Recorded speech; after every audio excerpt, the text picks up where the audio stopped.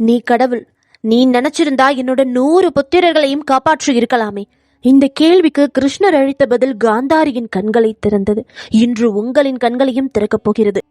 கிருஷ்ணர் காந்தாரி கிட்ட அப்படி என்ன பதில் சொன்னார்னு தெரிஞ்சுக்கிறதுக்கு முன்னாடி கமெண்ட் பாக்ஸ்ல ஜெய் ஸ்ரீ கிருஷ்ணான்னு பதிவிடுங்க. குருக்ஷேத்திரத்தின் அந்த நிலம் இப்பொழுதும் அலறிக் கொண்டிருக்கிறது. 18 நாள் பயங்கரமான போருக்கு பிறகு எஞ்சி இருந்தது போர்க்களம் மட்டுமல்ல, அது ஒரு மிகப்பெரிய சுடுகாடு.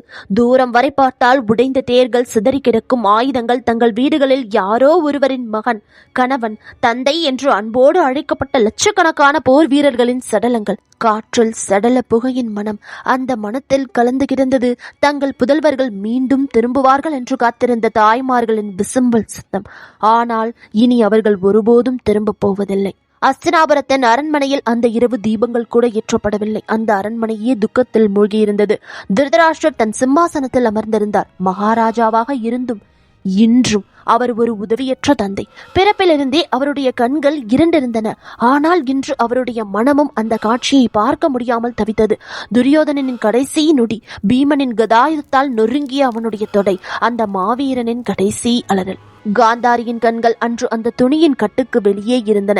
திருமணமான நாளிலிருந்து தன் கண்களை மூடியிருந்த அந்த துணியை நீக்கிவிட்டு அந்த இருளில் அவர் அமர்ந்திருந்தாள். ஆனால் அந்த துணியை நீக்கியதால் அவருக்கு எந்த ஒளியும் கிடைக்கவில்லை, எந்த நிம்மதியும் கிடைக்கவில்லை. ஏனென்றால் அவள் முன்னிருந்த காட்சி கண்களை கொண்டிருப்பது கூட ஒரு சாபம் என்று எண்ண வைத்தது.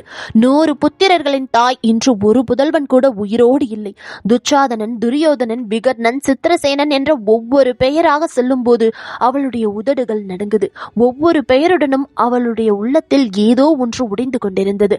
அப்போதுதான் அரண்மனையின் வாசலில் காலடி சத்தம் கேட்குது. காவலன் வந்து தகவல் சொல்றான், தாய் காந்தாரி, துவாரகாபதி ஸ்ரீ கிருஷ்ணர் வந்திருக்கிறார் என்று. அந்த பெயரை கேட்டதுமே காந்தாரியோட கண்களில் துக்கத்துடன் மாபெரும் கோபமும் கலந்திருக்கு. பல ஆண்டுகளாக, பல தசாப்தங்களாக அவள் உள்ளுக்குள் அனல் போல கனன்று கொண்டிருந்த கோபம் அது. அந்த நெருப்பை மூட்டுவதற்கு தேவையான விறகு என்று நேரில் வந்து நிற்கிறது. ஸ்ரீகிருஷ்ணர் தனியா வந்திருக்காரு. தேரோ சேனைகளோ எந்த பரிவாரமோ இல்ல. மஞ்சள் நிற ஆடையில் மயில் சோடிய அமைதியான முகம் கொண்ட கிருஷ்ணர் தான் எதற்காக வந்திருக்கிறோம் என்று அவருக்கு தெரியும். அந்த தர்மத்தின் முன்னால் எந்த படைக்கும் எந்த காவலனுக்கும் வேலையில்லை. இன்று நடக்கப் போவதை கிருஷ்ணர் தனித்தே எதிர்கொள்ள காத்திருக்கிறார். காந்தாரியின் அறைக்குள் கிருஷ்ணர் நுழைய முயன்ற போது உள்ளே எரிந்த தீபத்தின் சுடர் திடீரென்று நடுங்குது. காற்றிற்கு கூட இன்று ஏதோ விபரீதம் நடக்கப் போகிறது என்று தெரிந்துவிட்டது. கிருஷ்ணர் தலை குனிந்து வணங்கி, தாயே என்ற அந்த ஒற்றை சொல் அவ்வளவு ஆழம், அவ்வளவு உணர்ச்சி இருந்தது. சாதாரண சொல்லலாக இருந்திருந்தால் காந்தாரியின் இதயம் கரைந்திருக்கும். ஆனால் அன்று சூழல் சாதாரணமானதல்ல. அன்று அவளுடைய 100 புத்திரர்களும் இறந்திருக்கிறார்கள். காந்தாரி தன் முகத்தை கிருஷ்ணரை நோக்கி திருப்புகிறாள்.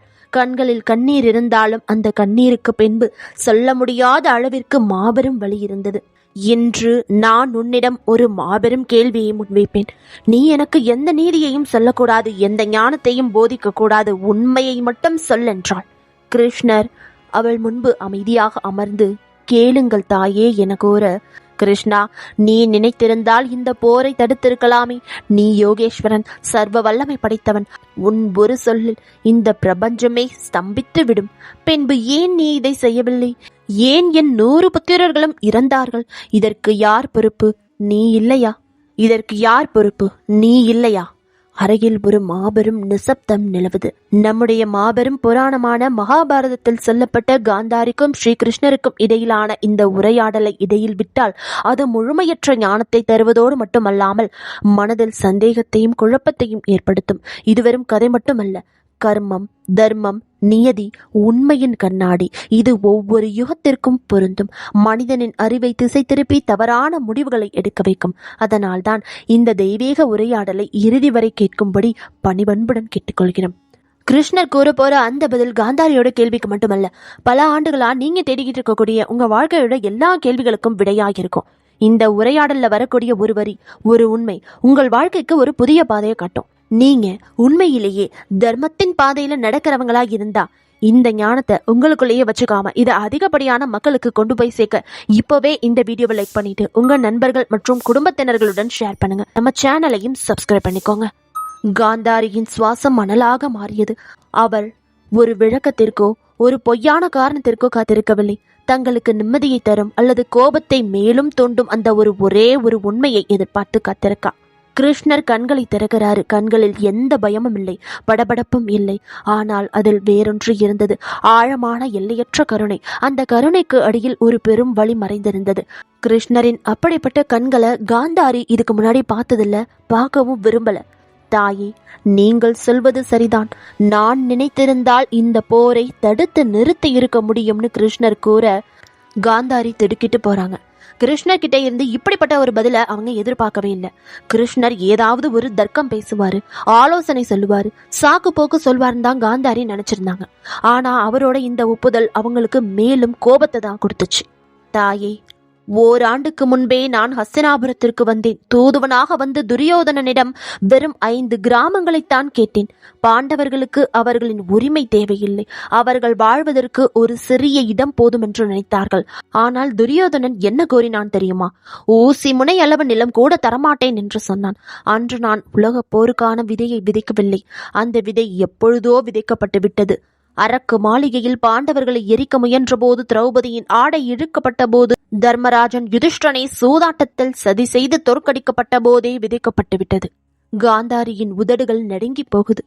நீ ஒரு யோகேஸ்வரன் அல்லவா கிருஷ்ணா என்று கேட்க கிருஷ்ணர் தடுத்து நிறுத்தி, அதனால்தான் தாயே நான் தலையிட முடியவில்லை. ஏனென்றால் என் திவ்ய சக்தியால் நான் இந்த போரை வலுக்கட்டாயமாக தடுத்திருந்தால் என்ன நடந்திருக்கும்?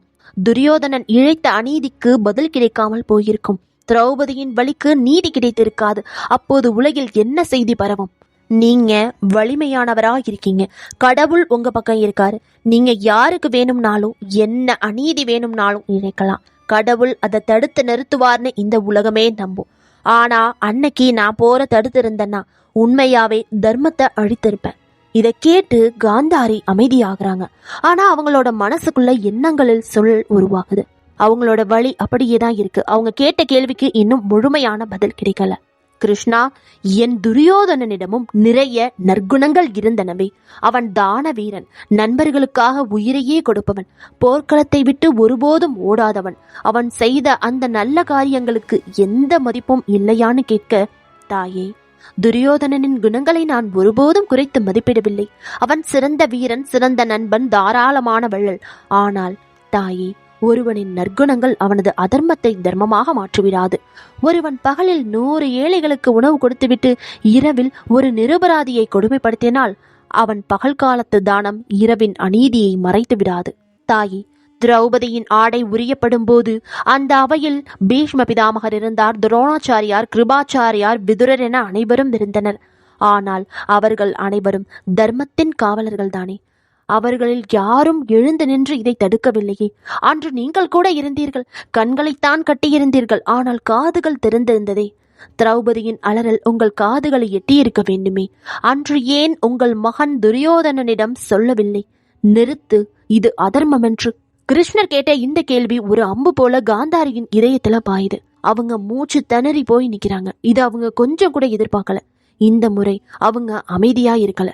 கண்களிலிருந்து கண்ணீர் ஆறாக பெருகி ஓடுது. காந்தாரியின் கண்ணீரை கண்டு கிருஷ்ணரின் இதயம் நெகிழ்ந்து போகுது. அவர் எழுந்து சென்று அன்னையின் பாதத்தில் அமர்றாரு. தாயே, இந்த கேள்வி நான் தங்களை காயப்படுத்துவதற்காக கேட்கவில்லை. நீங்கள் என்னிடம் உண்மையை கேட்டதால் சொன்னேன். உண்மை சில சமயம் கசப்பாகத்தான் இருக்கும். காந்தாரி தன் கண்ணீரை துடைத்துக் கொண்டு, சொல் கிருஷ்ணா, இன்று நீ அனைத்தையும் சொல்லியே ஆக வேண்டும்னு கூற கிருஷ்ணர் ஆழ்ந்த மூச்சோடு, தாயே, இந்த போர் ஒரே நாளில் நடக்கவில்லை. திருதராஷ்டிரருக்கு துரியோதனனிடம் ராஜதர்மம் இல்லை என்று தெரிந்தும் அவனை ஹஸ்தினாபுரத்தின் வாரிசாக முடிசூட்டிய போதே விதைகள் விதைக்கப்பட்டன. சகுனி தன் மருமகனின் காதில் பொறாமையையும் விஷத்தையும் ஊற்றிய போது அந்த விதைகள் முளைத்தன. சூதாட்டத்தில் சதி நடந்தபோது அந்த செடி வளர்ந்து பெரிய மரமானது. அந்த மரம் இவ்வளவு பெரிதாக வளர்ந்து அதன் வேர்கள் பூமி முழுவதும் பரவவிட்டால் அதை வெட்டுவதற்கு மகா விநாசம் மட்டுமே ஒரே வழி. அப்படியானால் நானும் அந்த விருட்சத்தின் விதை என்று சொல்கிறாயா கிருஷ்ணா? நானும் குற்றம் இழைத்தவளா என்று காந்தாரி கிருஷ்ணரை கண்டு கேட்டதும், நான் தங்களை குற்றவாளி என்று சொல்லவில்லை தாயே. இந்த மகா விநாசத்தில் நம் அனைவருடைய முடிவுகளுக்கும் பங்கு உண்டு என்றுதான் சொல்கிறேன். பீஷ்மர் சபதம் என்ற பெயரில் அதர்மத்தை வளரவிட்டார். துரோணர் சிஷ்யர் என்ற பெயரில் அநீதிக்கு துணை நின்றார். திருதராஷ்டிரர் புத்திர மோகத்தால் தர்மத்தை பலி கொடுத்தார். நீங்களும் தானே தாயே, உங்கள் பிள்ளைகளின் மீதான அன்பினால் அந்த துணியை அகற்றி துரியோதனனுக்கு உண்மையை உணர்த்தாமல் இருந்தீர்கள். இதை கேட்டதும் காந்தாரி அதிர்ச்சியில உறைந்து போறாங்க. தனக்குள்ளே ஏதோ ஒன்று உடைவதை உணர்றாங்க. துரியோதனன் முதலில் சூதாட்டத்தை பற்றி பேசிய போது அது தவறு என்று தெரிந்தும் உங்கள் தந்தை சொல்வதை கேளுங்கள் என்று சொன்னதை கிருஷ்ணர் நினைவுபடுத்துறாரு. திரௌபதியின் துகிலுரியப்படும் போதும் அங்கே செல்லாமல் அறையிலேயே அமர்ந்திருந்ததை காந்தாரி உணர்றாங்க. போர் தொடங்கும் முன்பு தர்மம் எங்கிருக்கிறதோ அங்கே வெற்றி இருக்கிறது என்று மட்டும் சொல்லி தன் மகன் தர்மத்தின் பக்கம் இல்லை என்று சொல்ல தவறியதை காந்தாரி உணர்றாங்க. தாயே, நான் தங்களை குறை கூறவில்லை. வாழ்க்கையில் ஒவ்வொரு கணமும் நாம் ஒரு தேர்வு செய்கிறோம். தர்மமா அதர்மமா, உண்மையா மௌனமா, தைரியமா வசதியா. நாம் மீண்டும் மீண்டும் மௌனமாக இருக்கும் போது பிரபஞ்சம் அந்த சமநிலையின்மையை சரி செய்கிறது. அதை சரி செய்வதற்கான விலை மிக அதிகம். கிருஷ்ணர் ஒரு முக்கியமான உண்மையை இந்த இடத்துல சொல்றாரு. நீங்கள் போரை தடுத்திருக்கலாமா என்று கேட்டீர்கள். ஆம், என்னால் தடுத்திருக்க முடியும். ஆனால் போர் நடக்காமல் போயிருந்தால் என்ன ஆயிருக்கும் என்று யோசித்தீர்களா? துரியோதனன் ஹஸ்தினாபுரத்தின் மன்னனாக இருந்திருப்பான். அவனது ஆட்சியில் அநீதி கோலோச்சி இருக்கும், தர்மம் அழிந்திருக்கும், வரும் தலைமுறைகள் அதே அதர்மத்தில் வளர்ந்திருக்கும். அன்று மிகப்பெரிய வெடிப்பு நிகழ்ந்திருக்கும். காந்தாரி நீண்ட நேரம் அமைதியாக இருந்தார். உள்ளே இருந்த புயல் இன்னும் இருந்தது. ஆனால் அதன் திசை மாறி இருந்தது. இப்போது புயல் கிருஷ்ணரை நோக்கவில்லை, மாற்ற முடியாத அந்த கடந்த காலத்தை நோக்கி இருந்தது. அவர் மீண்டும் கேட்டார், கிருஷ்ணா, இதெல்லாம் நியதி என்றால் என் புத்திரர்களின் தவறு என்னவென்று. கிருஷ்ணர் காந்தாரியை ஊடுருவி பார்த்து சொன்னார், தாயே, நியதிக்கும் கர்மத்திற்கும் ஆழமான தொடர்பு உண்டு. ஆனால் அது தவறாக புரிந்து கொள்ளப்படுகிறது. நியதி என்பது பாதை. ஆனால் அந்த பாதையில் யாரை மிதிக்கிறீர்கள், யாருக்கு உதவுகிறீர்கள் என்பது உங்கள் கர்மம். துரியோதனன் வீரனாக பிறந்திருக்கலாம். ஆனால் அவன் தேர்ந்தெடுத்த வழி அவனுடைய முடிவு. ஒரு உதாரணம் சொல்கிறேன் தாயே. 2 விதைகள் ஒரே மண்ணில், ஒரே நீரில், ஒரே சூரிய ஒளியில் வளர்கின்றன. ஒன்று மலராகிறது, இன்னொன்று முள் செடியாகிறது. இப்போது முள் செடி நியதிதான் என்னை இப்படியாக்கியது என்று சொல்ல முடியுமா? இல்லை தாயே, அதன் உள்ளே இருந்து இயல்புதான் அது. காந்தாரி கண்ணீரோடு கிருஷ்ணரை கண்டு, அப்படியானால் என் மகனுக்கு எந்த நம்பிக்கையும் இல்லையா? நம்பிக்கை ஒவ்வொரு கணமும் இருந்தது தாயே. திரௌபதியின் ஆடை இழுக்கப்படும் போது அவன் நிறுத்தி இருக்கலாம். பாண்டவர்கள் 5 கிராமம் கேட்டபோது கொடுத்திருக்கலாம். போர் தொடங்கும் முன் சமாதானம் பேசி இருக்கலாம். கடவுள் யாருடைய கதவையும் அடைப்பதில்லை.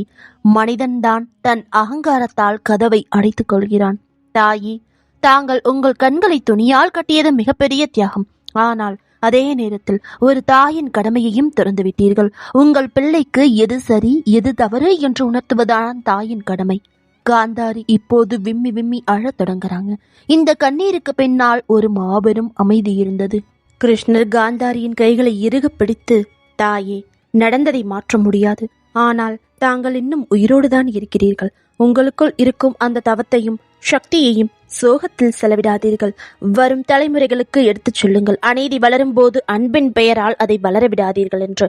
அந்த நொடியில் பேசுங்கள், அந்த நொடியில் தடுங்கள். காந்தாரி கிருஷ்ணரை பார்த்த அந்த நிமிடம் கோபம் இல்லை, பெரும் சோர்வும் ஒரு வெறுமையும் மட்டுமே எஞ்சியிருந்தது. கிருஷ்ணா, உனக்கு துக்கம் இல்லையா?